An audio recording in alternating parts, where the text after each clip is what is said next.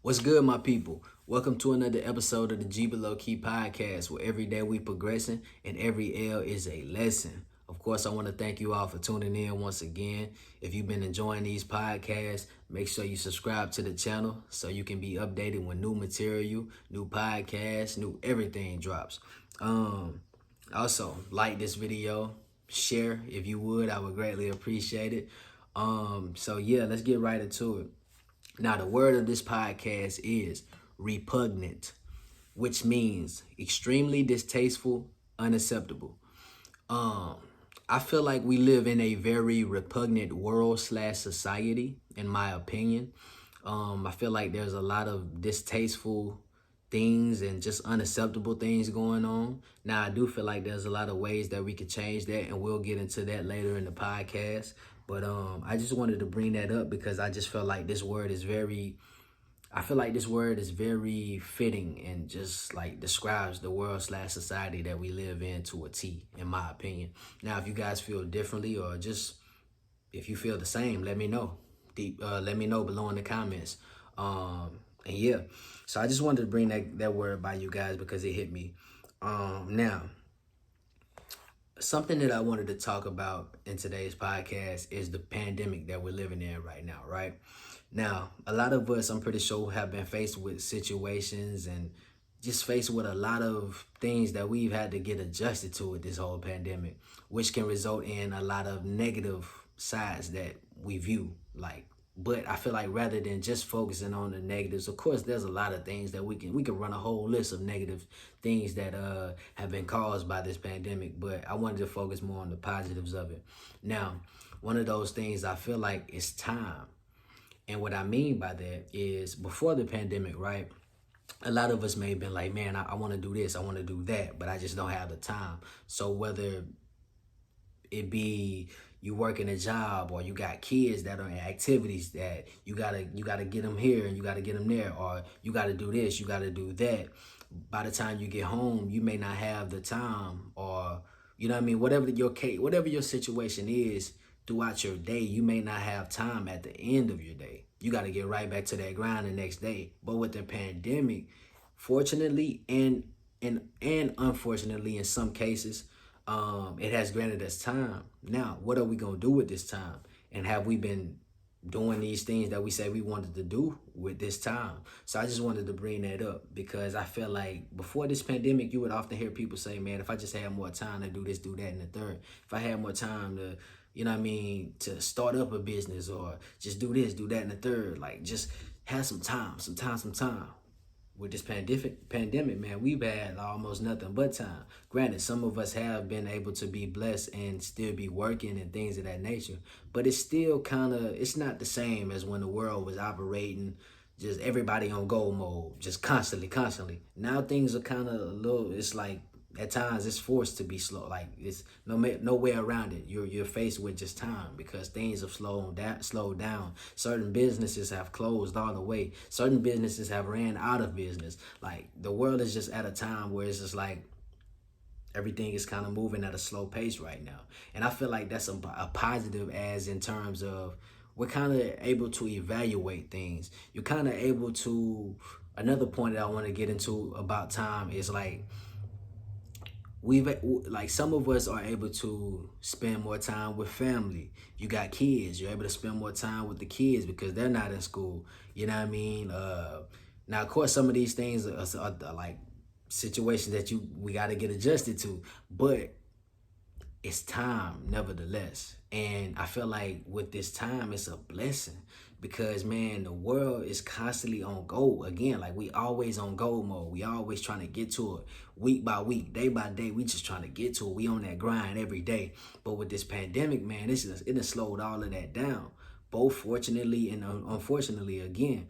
But I feel like if we focus on it, like how can I use this pandemic to whether better myself, better my family, get closer with my family, like that could be a great positive. So I just wanted to bring that up because I feel like rather than us just focusing on the negatives, and granted, some of us are in situations where it's like it's hard for you to focus on the positive because you may be out of a job, or you may be you weighing your options on what you're gonna do with your kids. You don't want to put your kids and you know what I mean, harm's way is in terms of their health with the whole COVID thing still, you know what I mean, being in the air.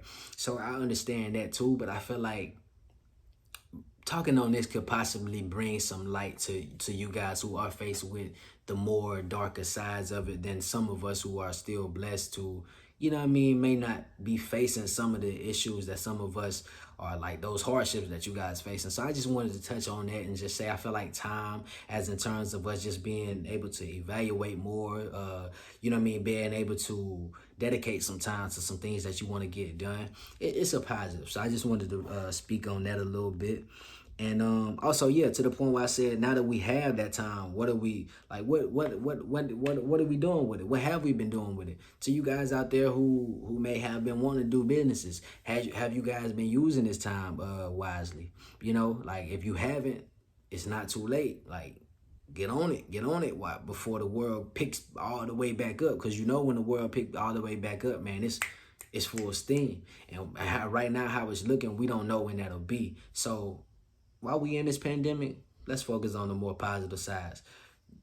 Use this time wisely. Get closer with family. You know what I mean? Understand family. Like truly understand. Like if you in a house with your family members and you guys are seeing each other way more now during this pandemic, rather than using that time like, yo, I'm ready, I gotta get away from y'all, like, you know what I mean, maybe use it like, let me try to understand my people more, you know what I mean, and I gotta take this into consideration too, not consideration, but into consideration, but like actually put that to, you know what I mean, use, like, you know what I mean, just more of an understanding and self-evaluation, evaluating what I've been doing before the pandemic and how I want to, you know what I mean, implement that into what I'm gonna be doing after the pandemic. And I feel like this is something that we all can do. So I just wanted to bring that up and speak on it. Now, something else that I wanted to speak on about, like as in terms of and to like the pandemic, is my belief that God is trying to show us something, recognizing how we've been living before the pandemic, right? So when I say that, I feel like to me, God is just like trying to show us, this is just my interpretation of this whole pandemic, and like far as the positive side of it. I feel like a lot of us, no matter how, like, and I'm not judging anybody's relationship with God because I'm just not that type of person. I don't like to do that. I truly believe that we all, once we put that effort in, we can have our own relationship, our own unique relationship with God. I got mine. I pray that you guys have yours. If you don't, it's never too late. Develop one. But for those of us who, you know what I mean, have our relationships with God, like nobody's perfect. So with that being said, I feel like a lot of times we're caught up. No matter how much you feel like your relationship is good with God, or you believe in God, or you in tune with Him, you're still caught up in the worldly things going on. I gotta chase this check. I gotta do this with the job. I gotta, you know what I mean, meet these standards of the world. Everything is world, world, world, world, world. Money, money, money. This, that. I'm caught up over here, over there. All right, I gotta do this, I gotta do that. And we not really focused on like what really matters. And that's like just being centered. Like just being centered with not only ourselves, but with God. A lot of us aren't really focused on God, myself included. Sometimes we got those times where it's like you just trying to, whether it's you got things that you want to do or just trying to be successful, right? The world got us trained to, it's just like everybody got this picture of what success looks like to them, and you're so caught up in that every day, or you just caught up in everything but God, basically. That's what I'm just trying to bring it back to. It's like, I feel like this pandemic has really allowed us, again, with time, to evaluate certain things and realize like, man, let me build my relationship with not only my family, but with God. I feel like that's a positive that maybe God is trying to show us a little bit. Like, yo, put y'all focus back on me. Because in the blink of an eye, I can make everything stop. You know what I mean? I know a lot of times the human race likes to believe that we can, you know what I mean, we can overrule what God says, or we have more power than Him. No. He's showing us with this pandemic, in my opinion, that, you know what I mean, it ultimately, like, it got to come back to him. We have to come back to him. And I just wanted to speak on that because I felt like, man, it's like we get so caught up in life and just worldly things that we lose sight of the bigger picture. And that's just to be one with God and ultimately just try to be better. So the world can ultimately be better, really. So I just, like, again, that's my opinion, that's my interpretation. Of course, I don't know what God's intention of this pandemic is. I do believe that he's in control, but I wanted to speak on that because I said, man, let me not just get so caught up in the negatives of the pandemic. What are some positives that we can view from it? And I just feel like this is a huge one to me, just believing that God may, like, man, he might have slowed it down for us just to, like, take our time and, you know what I mean, just evaluate a whole lot of things. So yeah, I just wanted to bring that up. Now, with that being said, another thing that we've been able to really just pay attention to in this pandemic has been, like, the racial and systemic issues and just systematic issues that need to be fixed. We've been able to focus on, you know what I mean, all of these things with so much time. And with the world being at a standstill, there's a lot of things that we all know isn't right. There's a lot of things that we know are just repugnant. And we know, like, we know, but again, back to the point of being caught up in all of these worldly things in our day-to-day schedules, it's like we know, but we don't really have time. Again, we don't really have that time to really engage how we want to. But with this pandemic, man, there's been a lot of things that people have been like, yo, this been going on, but now let's address it because we ain't got nothing but time anyway. Ain't nothing going on in the world. Let's address it. So that's another positive. Now, I feel like with that being said, that's another way in my mind that I feel like maybe could be a positive as far as, like, God slowing, like, with my interpretation of believing God has, like, did this to, like, kind of, you know what I mean, just make it what word am I looking for? Make it to where we really see it and do something about it rather than being caught up in the world and caught up here and there. And we don't really have the time to dedicate to try to make these changes and really put that pressure on these people who can ultimately make these changes do it. I feel like now it's like there's no option. There's nothing going on. There's no distractions like that. You know what I mean? Of course, there's some, but there's not like how when the world is operating fully. I hope I'm not confusing you guys or, you know what I mean, veering off, but that's basically what I'm saying. Like, I'm just trying to reel it back into my belief in, you know what I mean, what God is intending this pandemic to be for us. And I feel like this is one of the things, like, with us recognizing and just coming to an understanding, like, yo, it ain't nothing but time. So let's address the matter at hand. Let's address the elephant in the room. And I feel like this is a big part of that. So now, another thing that I wanted to speak on about that is, will there be a revolution as in terms of, like, just people in general just being sick and tired of, you know what I mean, no change, basically.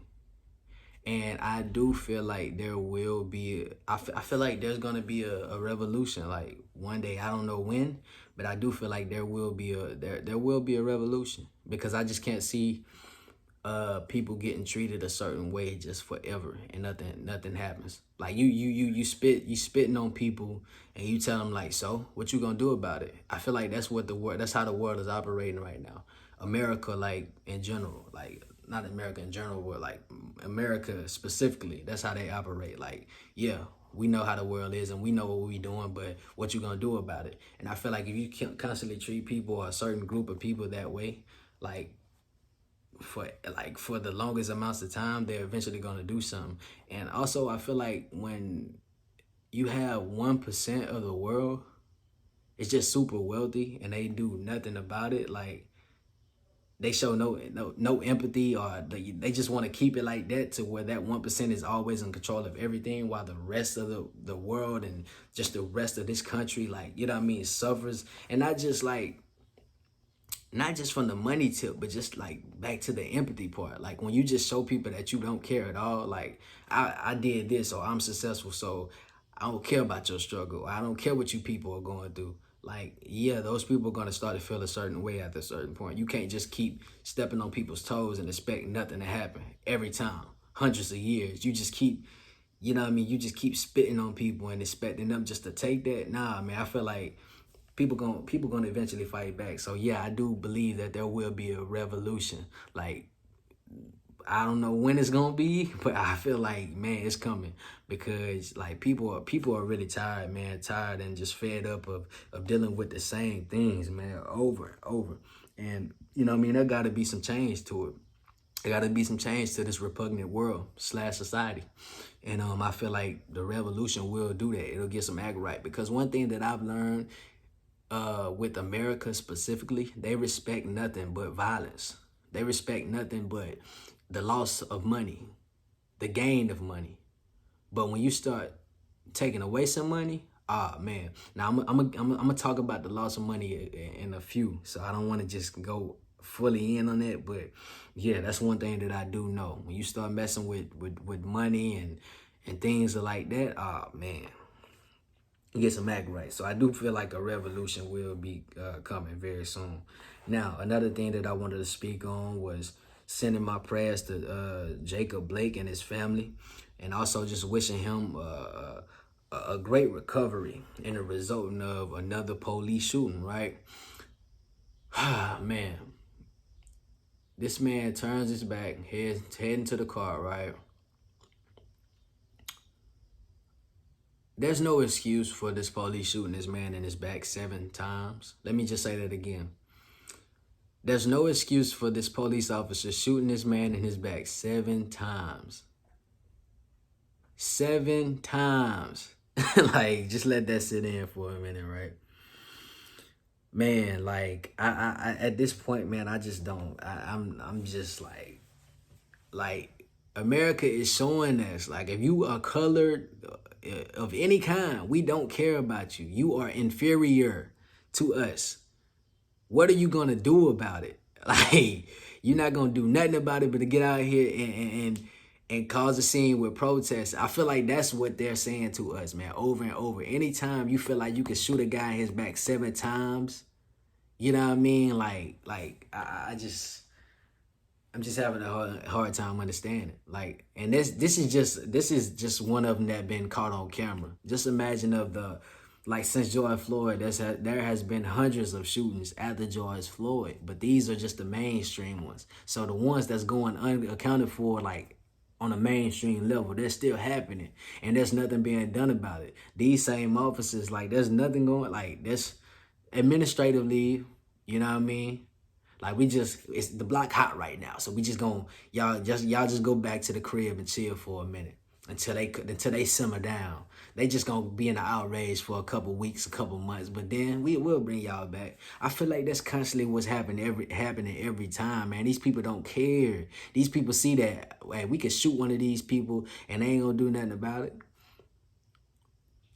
But when that revolution starts to happen, and they see some action, and they see some blood, possibly some blood being shed, yeah, it'll start to be some act right. But until then, man, they don't care, man, and that's what they showing us. Anytime you shoot somebody in the back 7 times, man, and you just, you know what I mean, like, without any thought. Like, what happened to tasers? What happened to I can't even say what happened to it, because I don't believe it's ever been done, where they try to have some kind of understanding and talking to us when instead of just coming with that force every time. I'm gonna shoot you. That's my only option, because you are a threat. You know what I mean? It's not our faults that you guys view us as threats. You know what I mean? It's just like, I don't know, man. So I just wanted to say, like, prayers to Jacob Blake and his family, man, praying that he has a great recovery. It's ridiculous. And I just don't know, man. It's just like, I have an idea of what needs to happen for sure, but I don't want to just get into that on this particular episode. But yeah, I back to my point of a revolution. I believe one is coming, and when it does happen, that's all I'm gonna say about that. Now, as a result of the Jacob Blake shooting, the Bucks, which is an NBA team for those unaware, they boycotted their playoff game. Now, by the time you see this, the playoffs will have been resumed. But during this time, they boycotted their playoff game, and I thought it was very dope, man. So I just want to say salute to the Bucks for doing that. But that brought me to my other point, and just wishing that they would just boycott the whole playoffs, the whole season. Just say, man, we not coming back, bro. Like, and why I say that is because, again, America, just this whole world, this repugnant world that we live in, they only respect the loss of money and things of that nature.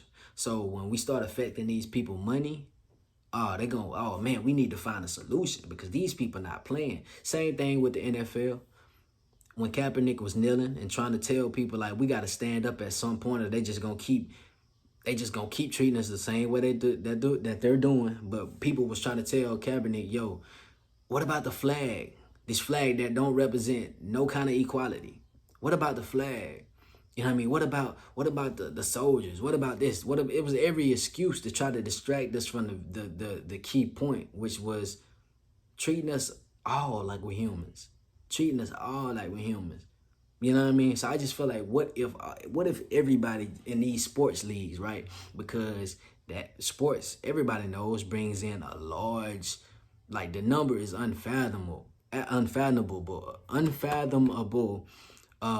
in terms of like how much money they generate. So just imagine if all these players come together and like, yo, we ain't playing no more. Nobody playing.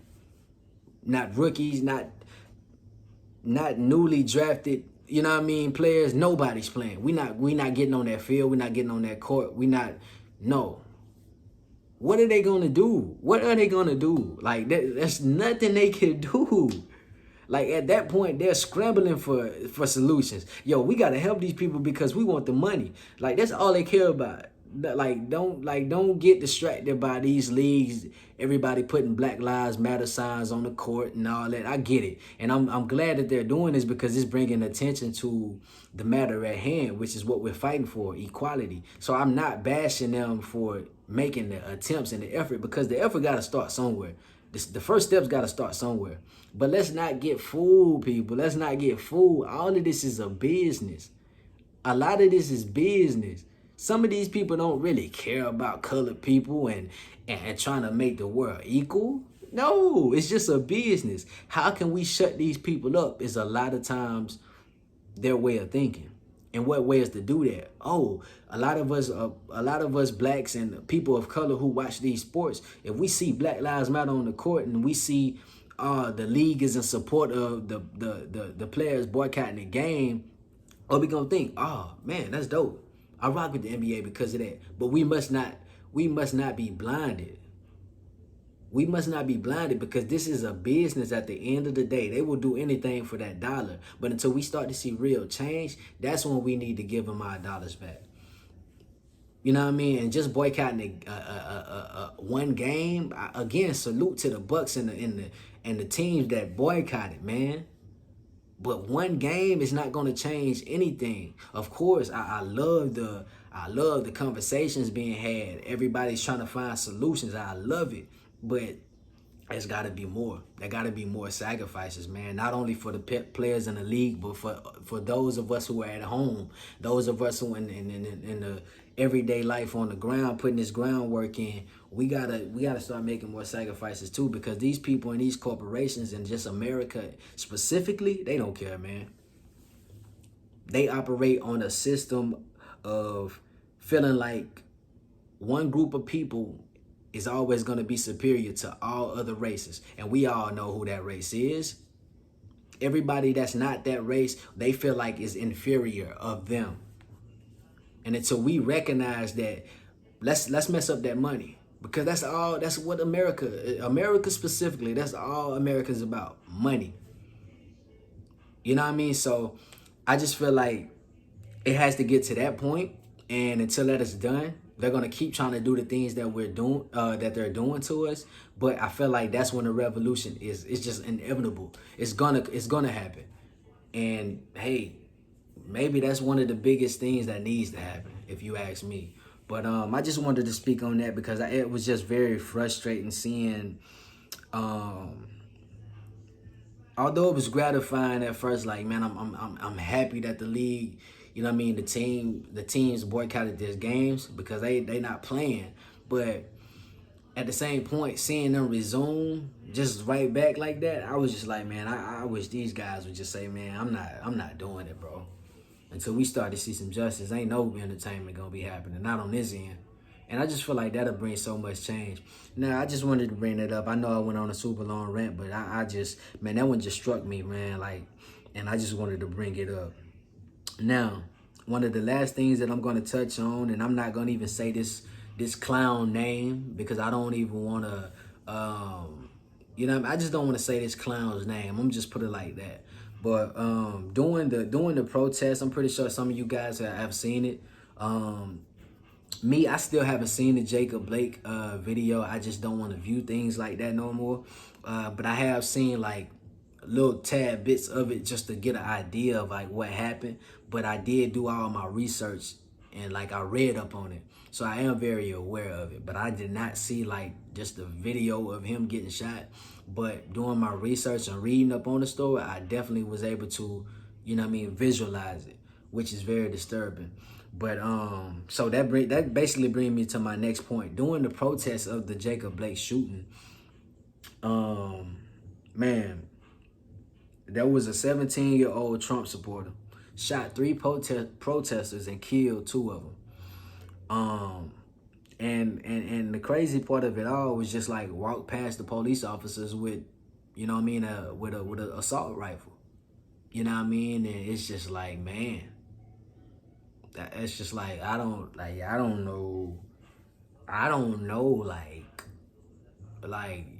even know how to put this one into words, man. Like, of course, I'm not surprised because I already know how America operates. One specific group of people get away with everything, while one is always condemned and targeted, and every other race besides one specific group. It's just like they can't get away with anything, but one group can. I don't understand, man. A guy can just kill two protesters, shoot three protesters, kill two of them, and nothing happens, man. Like he walks right past you guys with the assault rifle, bro. Like, meanwhile, if you black, man, you can't even pull a phone. You better not even reach for your phone in your pocket, man. You going just like that, man. I don't know, man. It's like. It's not funny, but it's also just like what are we gonna do, bro? Are we gonna keep are we gonna keep like letting this happen? You know what I'm saying? And just saying, man, that's sad what happened. That's crazy how they just let them do it. That's crazy how we just keep going. Man, look, man, like I don't know, man. I'm just frustrated, man. I'm pretty sure a lot of y'all are frustrated out there. It's just ridiculous, man. We keep seeing this over and over. But until we decide to change something about it, man, they don't care, man. They don't care about us. Like, that's what we gotta do. They don't care. So until we start to make something shake, they just gonna keep doing what they doing, man. Man, I don't wanna like mess up my mood for today, so I'm not gonna keep going in on it. But let's just all focus on how can we make the world a better place and get it out of this repugnant state that is in today. And I do feel like with the help of God, because He is in control of all. Despite a lot of things that go on, which may kind of, depending on how you view it and your perspective on certain things, you may kind of lose hope a little bit. But ultimately, man, I feel like there's nothing that, everything that Satan sets up for us to fail in, God will come back. Like, God will swoop in and uplift us. And I just feel like with this pandemic, back to my point earlier about time and us evaluating and getting more in tune with God, let's do that more, man, because this can be the time where it's like, well, we all just go to God and like, yo, we apologize, man, for not being solely focused on you. And in the midst of all of these other worldly things that we call in, we want to be focused on you. Like, this can be the moment where like God can really swoop in. Like, I don't know, of course, I'm just speculating. I'm just throwing ideas out there. But I'm just saying, like, what if this is the time where we just go to God like, yo, we need you right now to change all of this evil around.